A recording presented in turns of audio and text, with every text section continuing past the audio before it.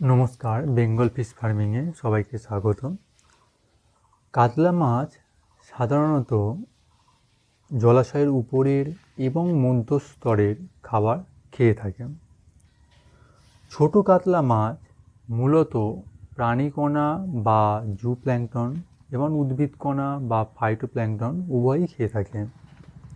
আর বড় কাতলা মাছেরা সাধারণত প্রাণীকণা বা জুপ্ল্যাঙ্কটন খেয়ে থাকে। কাতলা মাছের খাদ্য হিসাবে প্রধানত বাদাম খোল ও সর্ষের খোল এখানে ব্যবহার করা হয়েছে। এখন দেখা যাক ওজন করে কাতলা মাছটা ওজন কত হয়েছে। 570 গ্রাম।